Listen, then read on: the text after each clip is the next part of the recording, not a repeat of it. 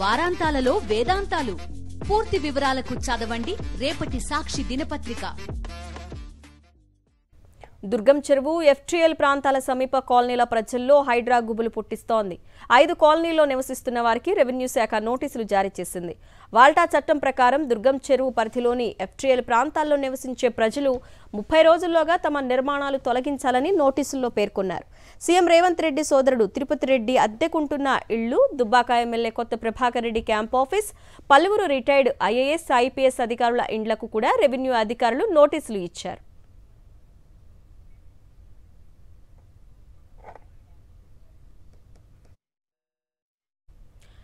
Hydraa కూల్చివేతలపై details మా ప్రతినిధి సాయికిరణ్ అందిస్తారు. తెలంగాణ రాష్ట్ర ప్రభుత్వం ఏర్పాటు చేసిన హైడ్రా ఇన్స్టిట్యూషన్ ఇప్పుడు దూకుడుగా వెళ్తుంది. అయితే చెరువులకు సంబంధించిన ఎఫ్టీఎల్స్, బఫర్ జోన్లలో ఏర్పాటు చేసినటువంటి నిర్మాణాలు అన్నింటినీ కూడా కూలుస్తూ వస్తుంది ఒక్కొక్కటిగా కూడా. సో ప్రస్తుతం మనం దుర్గం చెరువు పరిధికి సంబంధించినటువంటి ఎఫ్టీఎల్ ఏరియాలో ఉన్నాం. దాదాపు ఇక్కడ 5 కాలనీలు ఉన్నాయి. Doctors colony, nectar colony, Brindavan colony, అలాగే అమర్ కోఆపరేటివ్ సొసైటీ. సో ఇట్లా మొత్తం చూసుకుంటే 5 కాలనీలు వెళ్తాయి. ఇక్కడ దాదాపు 1995లోనే దాదాపు 100లాది ఇండ్లు కూడా ఇక్కడ వెలిసాయి. అయితే ఇక్కడ విశ్రాంత ఐఏఎస్లు, ఐపీఎస్లతో పాటు అనేక ప్రముఖులు, రాజకీయ నాయకులు, సినిమా సెలబ్రిటీస్ వీళ్ళంతా కూడా ఉంటారు. అయితే ప్రస్తుతం ఇక్కడ ఎందుకు రాజకీయంగా ఇది ప్రముఖంగా వినిపిస్తుందంటే ఇక్కడ ప్రస్తుతం సీఎం రేవంత్ రెడ్డి సోదరుడు తిరుపతి రెడ్డి ఇల్లు ప్రస్తుతం మనం ఇక్కడ చూస్తున్నాము, ఇక్కడే ఉంటుంది. సో ఆ ఇంటికి కూడా నోటీస్ అందజేశారు రెవెన్యూ అధికారులు. సో ఇక్కడ ఆ ఇల్లే కాదు, ఇక్కడ ఉన్నటువంటి అన్ని ఇళ్లకు, నివాసాలకు కూడా నోటీసులు జారీ చేశారు. అయితే 30 రోజుల్లో ఇవన్నీ కూడా తొలగించాలి, లేకపోతే తాము యాక్షన్ తీసుకుంటామనేది కూడా చెప్తున్నారు. సో ఇవన్నీ కూడా దుర్గం చెరువుకు సంబంధించినటువంటి ఎఫ్టీఎల్ బఫర్ జోన్లలో కూడా నిర్మించారనేటువంటిది ప్రధానంగా రెవెన్యూ అధికారులు చెప్తున్నటువంటి వాదన. సో ఇక్కడ ఉన్నటువంటి కాలనీ వాసులు మాత్రం ఇది 1995, 92లోనే నిర్మాణాలు చేశాం, అప్పటికి ఈ వాల్టా చట్టం అనేటువంటిది వర్తించదు. వాల్టా చట్టం 2002లో ఏర్పడింది. సో దాని తర్వాత వచ్చినటువంటి ఇళ్లకు మాత్రమే ఇది తీసుకోవాలనేటువంటిది చెప్తున్నారు. ఇప్పటికే ఈ ఏదైతే నోటీసులు వచ్చాయో ఆ నోటీసులు వాళ్ళందరూ కూడా కోర్టులకు కూడా వెళ్ళారు. ఆ కోర్టులో కూడా వీరికి రిలాక్సేషన్ వచ్చిందని చెప్తున్నారు.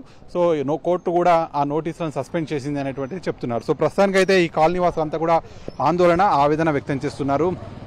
దాదాపు 20-25 ఏళ్ల కిందనే మేము అన్ని నివాసాలన్నీ నిర్మించుకున్నాం, ఇప్పటికిప్పుడు వచ్చి ఇవన్నీ ఇల్లు కూల్చేసేయాలి అంటే ఏ విధంగా ఉంటుంది అనేటువంటిది వాళ్ళంతా ఆందోళన చేస్తున్నారు. అంటే ప్రభుత్వాలు మారినా కొద్దీ, అధికారులు మారినా కొద్దీ ఈ విధమైనటువంటి వాదన తేవడం అనేటువంటిది కరెక్ట్ కాదు. ఎన్నో ఏళ్లుగా బతుకుతున్నాము, ప్రతి ప్రభుత్వం మారినప్పుడల్లా ఇటువంటి రూల్స్ తీసుకొచ్చి ప్రతిసారి కోర్టుకు వెళ్ళడం, ఇవన్నీ ఆందోళన చేయడం, వారికి అయితే రిటైర్మెంట్ దశలో ఉన్నటువంటి వాళ్ళందరికీ కూడా ఇబ్బందికరంగా పరిస్థితి మారిందని చెప్తున్నారు. సో ప్రస్తుతం మనం ఇక్కడ చూస్తున్నటువంటిది కొత్త ప్రభాకర్ రెడ్డి దుబ్బాక ఎమ్మెల్యే క్యాంప్ ఆఫీస్గా కూడా కనిపిస్తుంది. అయితే ప్రభాకర్ రెడ్డి గతంలో మెదక్ ఎంపీగా ఉన్నారు, ప్రస్తుతం ఆయన దుబ్బాక ఎమ్మెల్యే కూడా ఉన్నారు. సో ఇట్లా రాజకీయ నాయకులు, ప్రముఖులు, సెలబ్రిటీస్ వీళ్ళంతా కూడా ఏదైతే 1995లో ఏర్పడినటువంటి హుడా లేఅవుట్ సంబంధించి గతంలోనే అన్ని అనుమతులు తీసుకొని ఇక్కడ ఇల్లు నిర్మించుకున్నామని చెప్తున్నారు. సో ప్రస్తుతం తెలంగాణలో కాంగ్రెస్ ప్రభుత్వం ఈ హైడ్రా అనేటువంటి ఇన్స్టిట్యూషన్ ఏర్పాటు చేసి చెరువులు, బఫర్ జోన్లలో, ఎఫ్టీఎల్లలో నిర్మించినటువంటి నిర్మాణాలన్నిటికీ కూడా నోటీసులు ఇస్తూ కూలుస్తున్నారు. సో మరి ఇక్కడ దుర్గం చెరువుకు సంబంధించి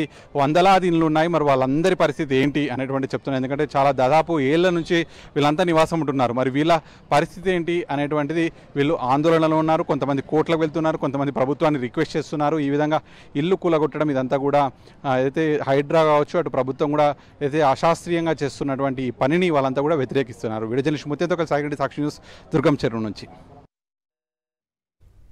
మరోవైపు దుర్గం చెరువు సమీప ప్రాంతాల వాసులు ఆందోళన వ్యక్తం చేస్తున్నారు. 1995లో ఉడా అప్రూవ్డ్ లేఅవుట్ అనుమతులు ఉన్నాయని, జీహెచ్ఎంసీ అనుమతులు తీసుకునే ఇల్లు కట్టుకున్నామంటున్నారు. ఇప్పటికే నోటీసులు వచ్చిన పలువురు కోర్టును ఆశ్రయించారని, కోర్టు సైతం నోటీసులను సస్పెండ్ చేయాలని ఆదేశాలు జారీ చేసినట్లు చెప్తున్నారు. 2018లో హైపవర్ కమిటీ కూడా ఇది ఎఫ్టీఎల్లోకి రాదని చెప్పిందని గుర్తు చేశారు. మరింత సమాచారాన్ని మా ప్రతినిధి సాయికిరణ్ అందిస్తారు. గవర్నమెంట్ ఇప్పుడు ఎంఆర్ఓ రెవెన్యూ డిపార్ట్మెంట్ నుంచి నోటీసులు స్టార్ట్ అయినాయి. లాస్ట్ 1 మంత్ నుంచి కొంతమందికి ఇస్తున్నారు, ఇంకా కొంతమందికి ఇంకా అందలేదు. సో వీటిలో వచ్చేసి క్లియర్గా ఏంటంటే మాది అమర్ కోఆపరేటివ్ సొసైటీకి సంబంధించింది మాది హుడా లేఅవుట్. అది 1995లో హుడా లేఅవుట్. ఇప్పుడు ఇది హుడా లేఅవుట్, ఇది పర్మిట్ నెంబర్. ఓకే, మీరు దీన్ని కూడా చూసుకోవచ్చు. ఇది హుడా లేఅవుట్ పర్మిట్ నెంబర్. ఇది 1995లో అప్రూవ్డ్ అయింది ప్లాట్.